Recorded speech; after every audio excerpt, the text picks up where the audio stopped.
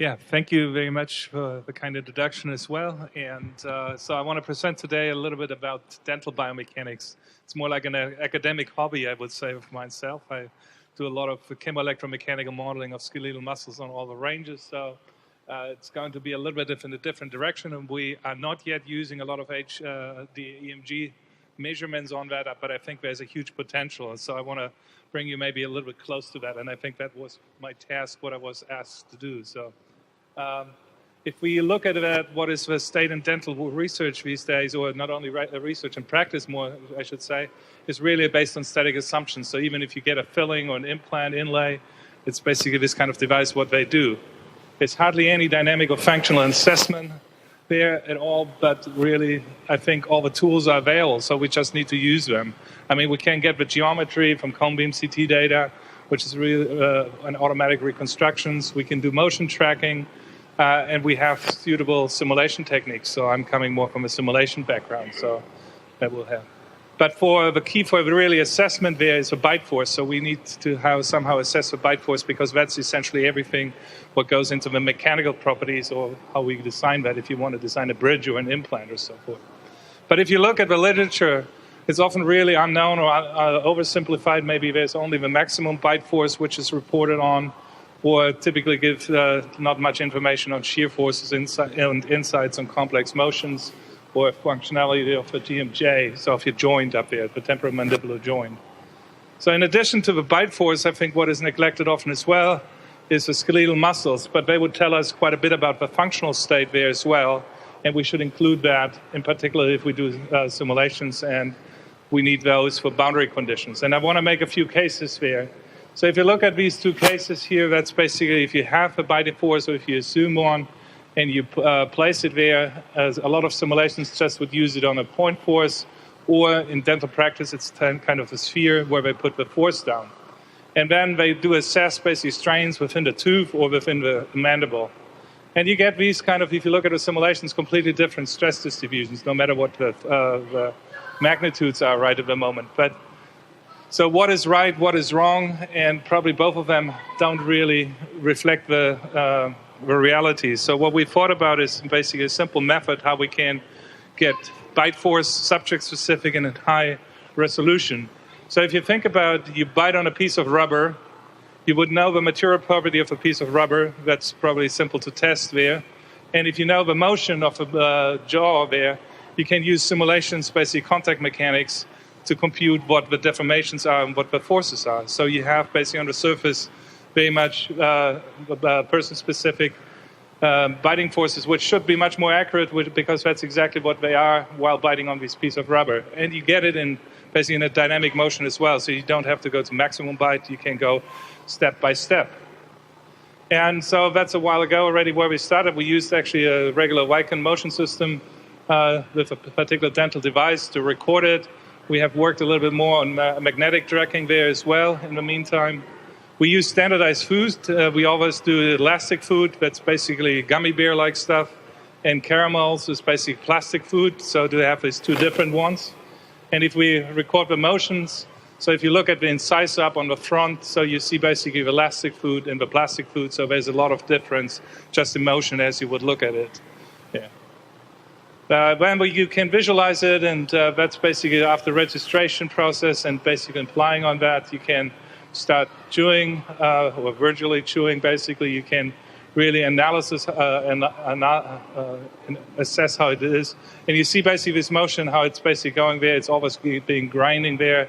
Against that, it was just a little bit sticky, so I had to put my jaw a little bit further down. And with that, we basically want to go and say, okay, we want to do these simulations and compute the bite force there.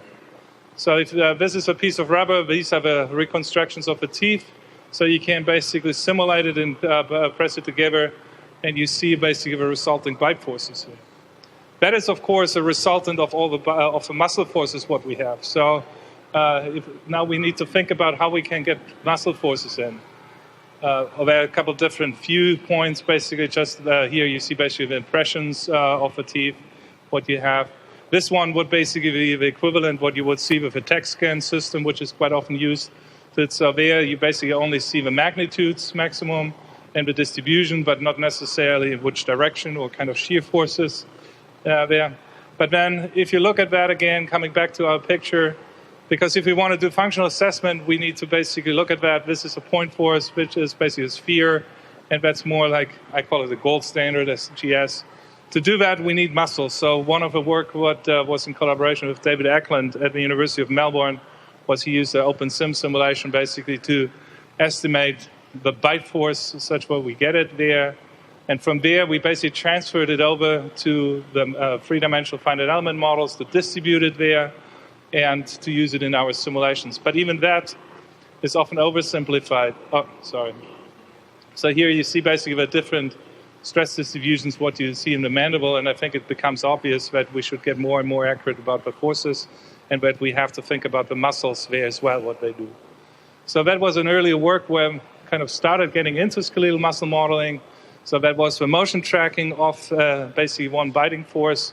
And instead of using the hill-type muscle models, what you saw before, this line of actions, we use three-dimensional finite element models.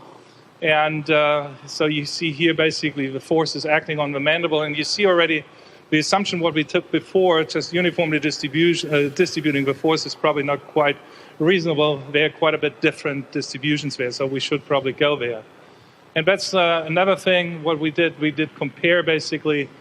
This red line would be basically if you would put one muscle, one hill-type muscle in it, you would connect it between the insertion and the origin. But if you look at the resulting force of a three-dimensional muscle, there's actually deviation. And the deviation can be quite significant between different states of the muscle. So we have basically here 16 degrees where the angle is going there. And so, of course, that has an impact on the moment arms and all the forces of the mandible. So the muscle modeling plays a role, but what kind of muscle model should we use? Of course, ideally, 3D. Then some people who might know me a little bit better as well, we do a lot of work on chemoelectromechanical modeling. That's the tibialis anterior. So here you see the electrophysiology where we actually solve the biophysical system on the cellular level with recruitment principles. Here it's all muscles, and that's the mechanical deformation. So the only input to that model is basically we have isometric contraction, so we fix the bottom and the top. And at every single site where the neuromuscular junctions would be, we include this stimulation protocol here. And so you, let's see if I can play that again. It doesn't want to play it again. But you basically saw the deformations and you saw the nonlinear force summation there. We also did some work to look into using finite elements to have different recruitment principles on computing EMG signals. So here it's basically 900 different fibers with a random recruitment of 10 motor units. That's, of course, still to be increased, and we are working on that to bring that on supercomputers there as well. And we see the surface of basically of EMG.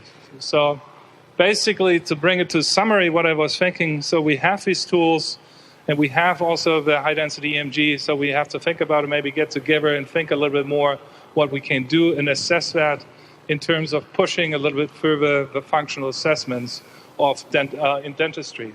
So basically, the TMJ, one of the thoughts is geometrically really complex and rich in a degree of freedoms and actuators, and the forces really range over a big range and have we need the precision for the muscles. So can we relate somehow the big motor unit numbers with the precision? So we have a tool to precisely define what the bite force or the bite looks like as well. So I think EMG really provides our information about that. There has been some work, but I think it's more than that. We need to do more. It's not just a linear relationship between EMG and bite force. It's more. We need to look deeper into it. So can basically EMG muscle modeling and detailed knowledge about the bite improve our understanding of the masticatorial system? Can we provide better prediction of muscle actuation during biting? Yeah. Can we integrate somehow the 3D force estimation with high-density EMG and would allow to correlate that with mechanical and neural phenomena? And can 3D neuromechanical skeletal muscle models of many muscles maybe help us? That should be a question mark, of course. And I think we need to take really more muscles into account. There has been some work here on using high-density EMG. We have tried it and used it a bit as well. And I think we need to take more advantage of that. And that's where I invite you all to discuss about that as well. And with that, I would like to thank you very much.